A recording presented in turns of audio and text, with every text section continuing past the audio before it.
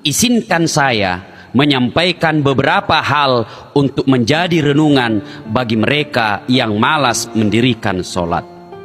Renungan itu antara lain, yang pertama, buka Al-Quran surah Al-Hajj ayat 47. Di situ Allah menjelaskan, satu kali meninggalkan sholat, Allah menghukum kita 1 hari di neraka. Berapa yang namanya 1 hari di neraka?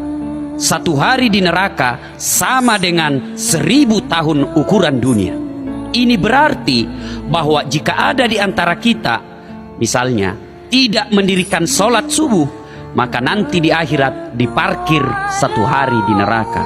Berapa yang namanya 1 hari di neraka? 1000 tahun ukuran dunia. Kadang ada yang bertanya, Ustadz, kok lama begitu? Ini tidak lama, karena 1000 tahun itu kita bandingkan dengan usia dunia. 1000 tahun bagi ukuran dunia itu memang lama, karena dunia ini ada akhirnya. Tetapi bagi akhirat 1000 tahun itu sejenak, karena akhirat itu tidak ada akhirnya. Para pendengar yang saya muliakan, bagaimana pula gambaran siksaan api neraka? Sekilas info tentang neraka. Yang namanya api neraka, kata Nabi, panasnya api neraka 69 kali panasnya api di dunia, baru sama panasnya api neraka. Dan bagaimana siksaan neraka yang paling ringan? Siksaan paling ringan di neraka, kata Nabi, diletakkan kerikilnya neraka di kakinya, saking panasnya mendidih sampai ke otaknya. Begitulah siksaan yang paling ringan di neraka. Biasanya kalau saya cerita neraka, ada biasa anak muda otak kotor berkata, pintar juga itu Ustaz cerita neraka, kayak dia dari neraka saja. Orang Makassar katakan, kucini tom pina kucini ki, eja pina doang. Neraka sebentar, tidak eja, tapi mutung ki. Saudara-saudara para pendengar yang saya muliakan. Yang kedua, perenungan bagi mereka yang malas sholat. Buka Al-Quran surah Al-Fat ayat 29. Di situ Allah berfirman, Bismillahirrahmanirrahim, Muhammadar Rasulullah walladzina ma'ahu as-sidda'u alal kufar ruhama'u bainahum tarahum rukka'an sujada, ila akhir ayat. Yang artinya bahwa tanda umat Muhammad itu setidaknya ada 5. Salah satu di antaranya, kata Allah, rukka'an sujada. Kamu lihat mereka ruku dan sujud. Ini artinya bahwa jika ada di antara kita puasanya baik, sedekahnya lengkap, zakatnya juga sempurna, bahkan sudah haji, tapi dia tidak sholat, kata Nabi, dia termasuk orang kafir. Bahkan Rasulullah Muhammad SAW dengan tegas mengatakan, batas antara kekafiran dan keislamanmu adalah sholat. Ketika kau tidak sholat, kau kafir di hadapan Allah Subhanahu wa Ta'ala. Demikian penegasan Rasulullah SAW yang bisa kita lihat dalam kitab Al-Lu'lu' wal Marjan jilid 2. Para pendengar yang saya muliakan, perenungan ketiga bagi mereka yang malas sholat. Nabi pernah bersabda, as-salatu miftahul khair, as-salatu miftahul jannah, as-salatu imanuddin. Sholat itu kunci kebaikan, sholat itu tiangnya agama, sholat itu kuncinya surga. Artinya apa? Jika ada orang yang bagus akidahnya, bagus agamanya, tapi dia tidak sholat, banyak amal kebaikannya, nanti di akhirat dia tidak punya kunci kebaikan. Nanti di akhirat dia tidak punya kunci surga. Bahkan dia termasuk orang yang tidak punya tiang agama.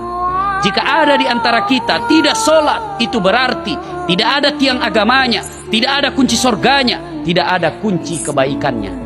Nanti di hadapan Qadir Rabbul Jalil, ketika Allah katakan misalnya, nih hambaku, ini puasamu, ini sedekahmu, ini silaturahmimu, ini dakwamu, ini membantu sesama manusia, ini semua amal-amal kebaikanmu. Mana kuncimu? Berkatalah sang hamba, apa kuncinya ya Allah? Allah katakan, kuncinya adalah sholat. Hamba berkata lagi, tidak ada kunciku ya Allah. Allah berkata, kalau begitu kau tidak bisa menikmati amalmu. Kau hanya bisa melihatnya, kau tidak bisa mengambilnya, karena kau tidak punya password untuk mengambil ibadah-ibadahmu itu.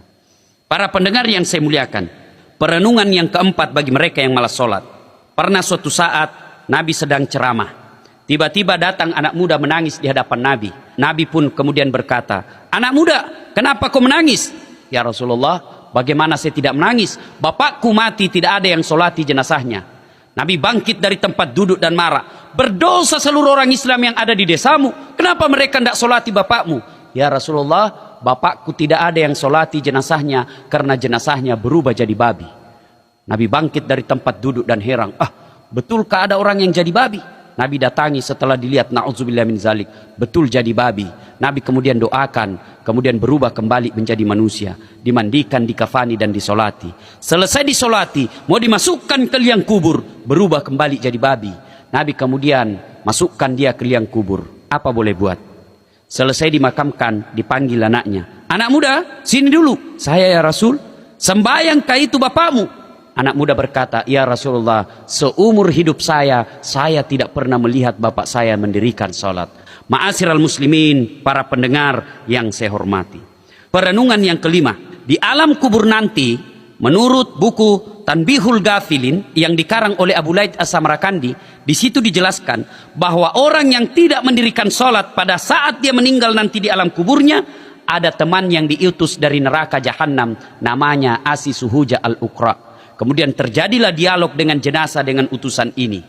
Jenazah itu berkata, "Man anta? Siapa kamu?" Kemudian berkatalah ini utusan dari neraka Jahannam, "Ana Asisuhuja al-Uqra." Sayalah ular yang ekornya cuma satu, tapi kepalanya tidak bisa dihitung. Apa tugasnya ular ini? Melilit dan mematuk sang jenazah sampai hari kiamat. Berapa lama kita disiksa ular ini? Tergantung berapa lama datangnya kiamat. Na'udzubillah, zumma na'udzubillah. Ma'asyiral muslimin yang saya hormati. Perenungan yang ke-6. Nanti di alam kubur, setelah seluruh pengantar kembali dari pemakaman, maka datanglah malaikat Mungkar dan Nakir menghampiri sang jenazah sambil menyodorkan 5 pertanyaan. Kelima pertanyaan ini harus dijawab sebelum dia melangkah ke tahap selanjutnya. Menurut para ulama, bagi mereka yang rajin sholat, tidak usah khawatir tentang pertanyaannya Mungkar dan Nakir di alam kubur. Kenapa? Jika sholatnya baik, maka seluruh pertanyaannya Mungkar dan Nakir akan dijawab oleh sholatnya. Nah, ketika seluruh pengantar jenazah sudah kembali, datanglah Mungkar dan Nakir. Kebetulan misalnya orang yang meninggal ini orang yang bagus sholatnya. Datang Mungkar menyodorkan pertanyaan. Marrabbuka? Siapa Tuhanmu? Sholat berkata, kau mundur, sekarang urusan saya. Karena waktu di dunia kau rajin memelihara saya, sekarang saya yang jaga kamu. Pas ditanya, marrabbuka? Siapa Tuhanmu? Sholat menjawab, Allahu Akbar. Mungkar geleng kepala, Masya Allah, luar biasa hebatnya ini orang. Barusan saya dapat. Ditanya lagi, man nabiyuka? Siapa nabimu? Sholat kita lagi menjawab, Assalamu alayka ayyuhan nabiyyu wa rahmatullahi wa barakatuh. Assalamu alayna wa ala ibadillahi salihin. Mungkar tambah geleng kepala. Akhirnya diriwayatkan Mungkar Nakir tidak melanjutkan pertanyaan 3, 4, 5. Dia naik ke aras Allah sambil melapor, ya Allah, ada hambamu mati. Saya tanya, man rabbuka? Dia jawab, Allahu Akbar. Allah katakan, Mungkar, sesungguhnya bukan orang mati itu yang menjawab pertanyaanmu, tapi karena dia baik sholatnya, seluruh pertanyaanmu sholatnya yang baik. Karena dia baik sholatnya, tidurkan dia untuk menunggu hari kiamat, seperti nikmatnya tidur pengantin baru. Subhanallah, sangat luar biasa.